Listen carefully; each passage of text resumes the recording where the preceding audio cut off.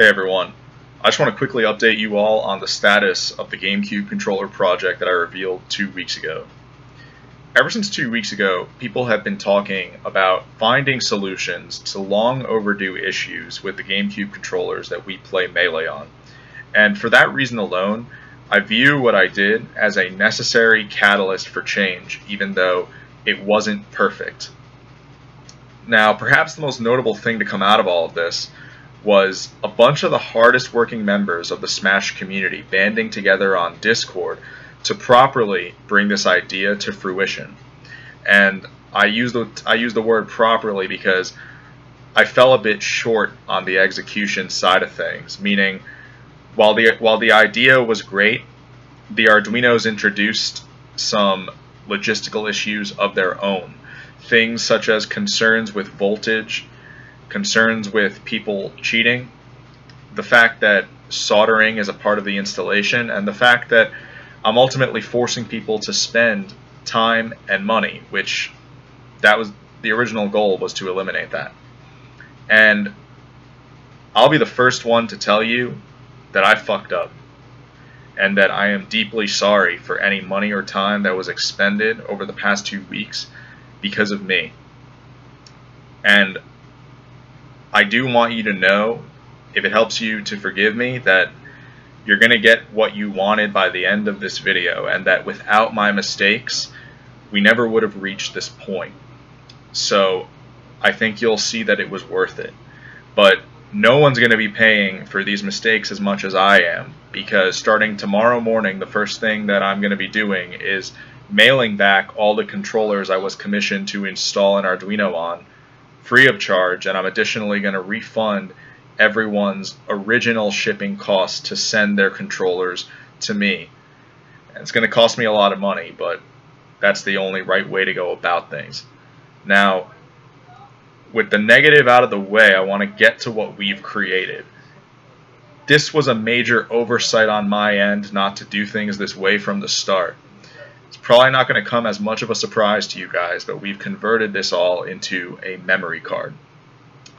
And I want to elaborate on the philosophy behind this memory card.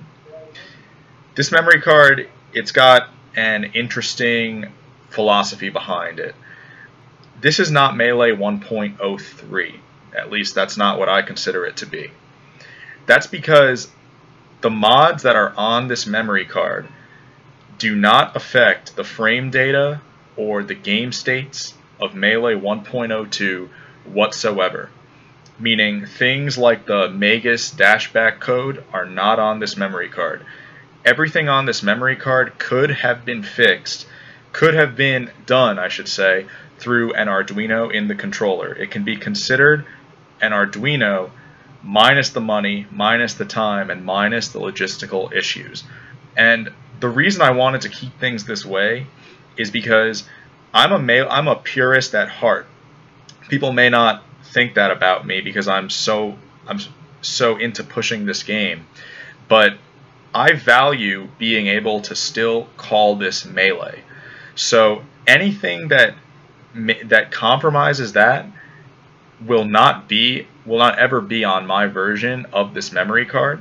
And I think that is something that's very agreeable, because we've always wanted to improve our controllers, but touching the game is a completely different beast. And so I think that this places a cap on what this memory card could potentially evolve into, and I think that's going to alleviate a lot of concerns that people may have. Now, you can read more about all of this in the video description. I have linked to a website that I've created dedicated to this memory card. But within the video, I do want to show off some of the cool features that this memory card is capable of. Now, this memory card can effectively be thought of as version 2 of the Arduino mod, meaning we've taken all the feedback into consideration and we've made all the changes people wanted. Now, out of the people that actually did try my Arduino mod, reception was amazing. There were just a few unanimous concerns across the board, And as you'll see if you check out the website, those have all been addressed. This is the best version of the mod yet. Additionally, a fifth mod has been added. I'm not going to spoil what it is. Check it out on the website, but I do want to show you some cool features. So the first one that I'll show you is the way that shield drops are now calibrated. Obviously, we have lost the Arduino within the controller, so this calibration is no longer permanent on the controller. This is now done on the character select screen. You hit L or R to calibrate your southwest and southeast gates, and this will notch your controller. As you can see, I have just converted a controller with terrible shield drops into one that is notched, as we colloquially call it. Now, I really think you're going to love this method because it works great. So that's our cool little way of circumventing the loss of the Arduino. Now, before I make some closing thoughts, I want to address a rather common concern with this mod pack. Basically, a lot of people are of the opinion that dashback and shield drop should be fixed, but the perfect angle mod shouldn't be included because those notches are not naturally occurring. Some people even go as far as to say that they aren't in the game. Now, rather than make the naturally occurring argument, I rather analyze what a shield drop notch is and what a perfect angle notch is. Both of them are alterations of the intended GameCube controller case, and they both make certain techniques easier to perform. Now, I think what really matters here is whether or not this is healthy for the game. And I think the stigma for the perfect angle notches it's quite undeserved. Because let's think about shield dropping for a second. Shield dropping is widely perceived to be a healthy technique for the game, and I think we all agree that it shouldn't be as hard to perform as it is without a notched controller. And I think that's the real reason that we're in favor of shield drop notches. Now, let's think about what those perfect angle notches unlock. Because if I was unlocking wobbling V2, then maybe we'd have a problem. But I'm unlocking a movement option, as in I'm giving characters the perfect wave dash. Now, movement is inherently what makes this game so good. And I'm of the opinion that it should not be limited in any capacity, and that the design of executing a perfect wave dash was illogical to begin with, just as the design of a shield drop was illogical to begin with. Now, that's 99% of the relevance of this perfect angle notch job. And I want to assure people that I'm not trying to create the Fox mod pack by showing you what the perfect wave dash lets some of the other characters in this game do.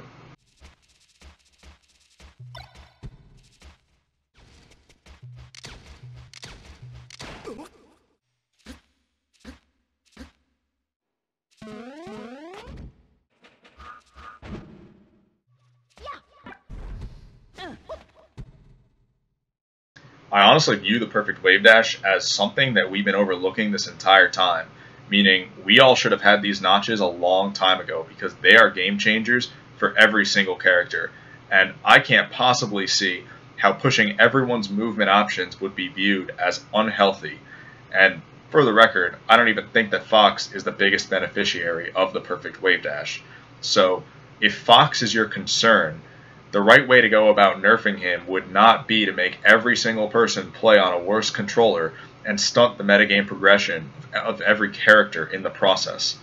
A much more logical example of something you could do would be maybe banning Pokemon Stadium, which is almost exclusively a Fox counterpick.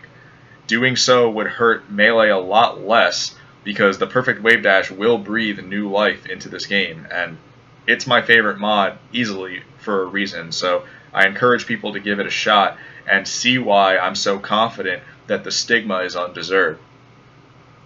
Now, with that being said, I wanted to keep this video short because this mod is available for you to play on as of right now. Everything that you need to know is in the link that's in the video description. It is a website dedicated to this mod. It has all the information pertaining to it, as well as a download link and installation information. Shouldn't take you longer than 5 minutes to install.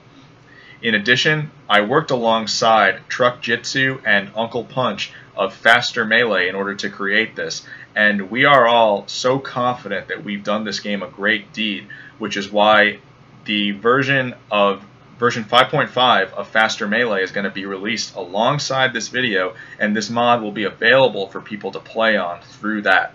So needless to say, I think we got it right this time as far as accessibility.